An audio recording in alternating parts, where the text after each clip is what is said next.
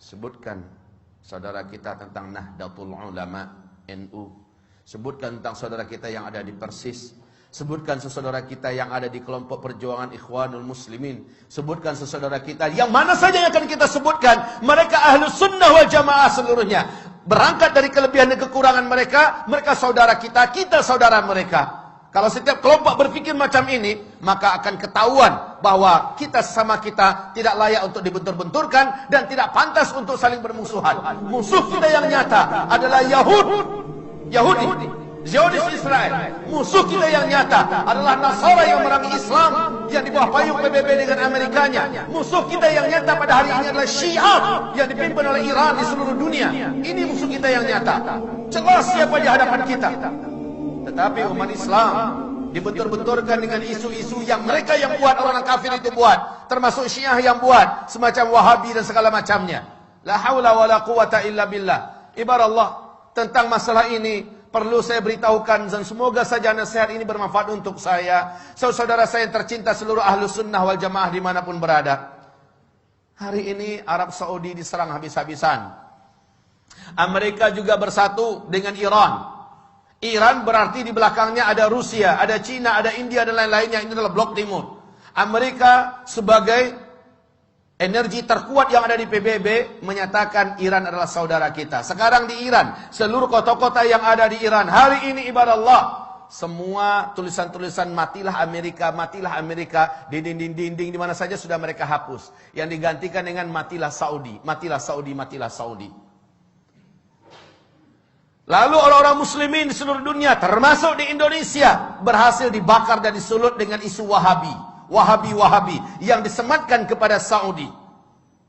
Disematkan kepada imam-imam yang memimpin di Masjidil Haram, di Masjid Nabawi. Disematkan istilah Wahabi ini kepada ulama-ulama yang bersumber dari Saudi. La haula wa la quwata illa billah. Ketahuilah hamba-hamba Allah, ini fitnah. Sebab apa? Dengarkan hadis-hadis Rasulullah sallallahu alaihi wasallam berikut ini. Semoga kita tersadar betapa kita telah diadu domba oleh musuh-musuh Allah yang membawakan istilah-istilah yang tidak patut untuk dipercayai bersama. Saya yakin dan berbaik sangka bahwa seluruh yang hadir dalam Jumatan ini, di masjid ini, insya-Allah taala bukan termasuk orang-orang yang mudah disulut dengan paham-paham seperti ini. Tetapi saya berharap melalui media yang ada, media sosial yang ada, dari dunia maya segala macamnya, di seluruh Indonesia bahkan menerobos ke seluruh dunia, sampailah hendaknya nasihat ini. Bahwa sesungguhnya isu-isu yang tidak pantas disematkan kepada Islam, khususnya Wahabi-Wahabi, dan menyerang Arab Saudi. Sekali lagi, saya termasuk orang yang benci dengan Arab Saudi. Dulu, kenapa loyalitas Arab Saudi pada Amerika?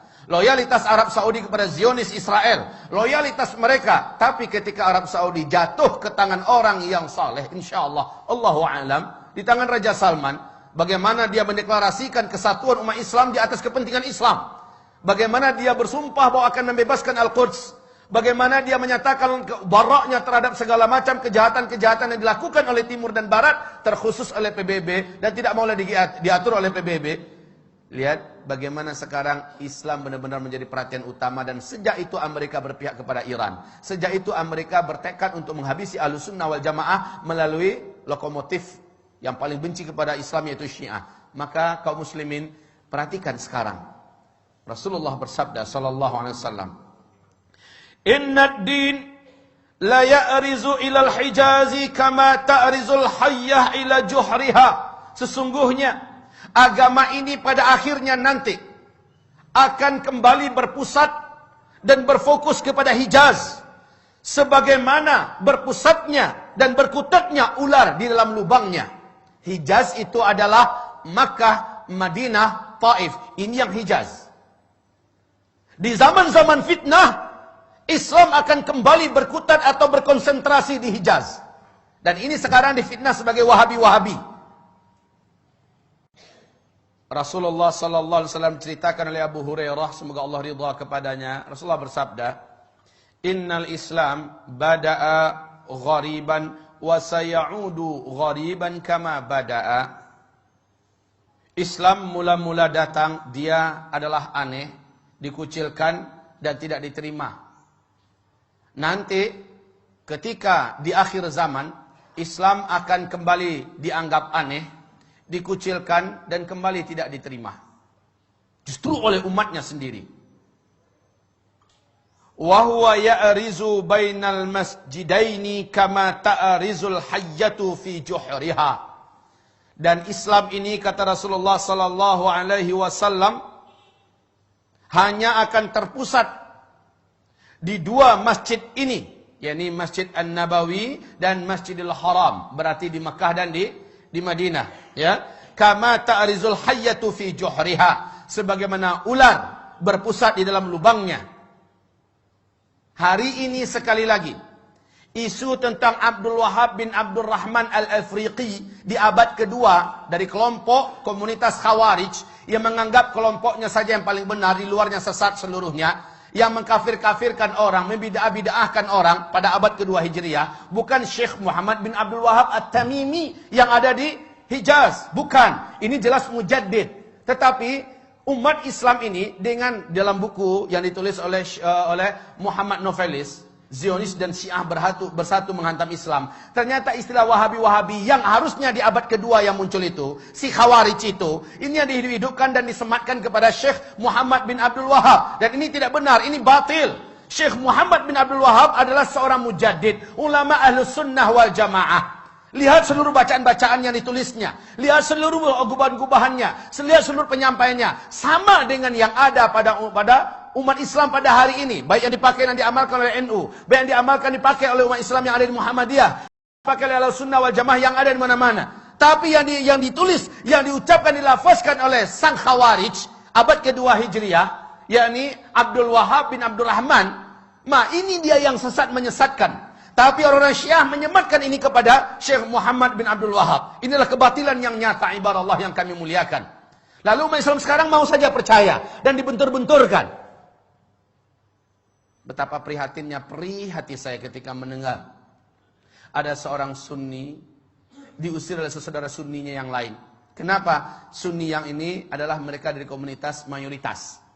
Punya kebiasaan mengamalkan ini nama itu. Yang Sunni ini tidak mau mengikuti semacam Maulid Nabi, Isra Mi'raj, nggak mengikuti, ya. Tapi dia tetap baik berhubungan dengan masyarakat. Dianggap dan dibakar-bakar, disponsori, ini adalah paham Wahabi. Diusir dari kampungnya, diusir, tidak boleh lagi tinggal di kampung, bahkan diancam bakar. Rumahnya memang dibakar. Sampai-sampai ketika disakiti sekeluarga, padahal sama-sama Sunni, yang bertepuk tangan Syi'i, orang Syiah, karena kompor yang mereka nyalakan telah membakar sesama umat Islam. Harusnya kaum muslimin sadarilah, semua sifat-sifat Wahabi yang diceritakan oleh saudara kita yang menyebar di mana-mana 100% ada pada komunitas Syiah. Semua sifat-sifat yang ada pada Wahabi-Wahabi itu ada pada Syiah seluruhnya. Baca tentang Syiah, lihat perang-perangnya Wahabi, 100% ada pada Syiah. Yang maling mereka, yang teriak maling mereka dan mengadu domba sesama umat Islam. Sadarlah.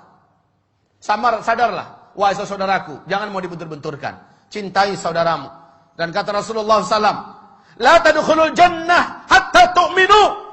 Kamu tidak akan pernah masuk ke dalam surga sampai kamu menjadi orang yang beriman. Wa la tu'minu hatta tahabbu. Dan kamu tidak akan pernah menjadi orang yang beriman sehingga kamu saling mencintai. Kamu tidak akan pernah menjadi orang yang beriman sampai kamu saling mencintai. Saling mencintai ini adalah syarat menjadi orang yang beriman. Ibarat Allah, ma'asyiral muslimin, hamba-hamba Allah yang kami muliakan.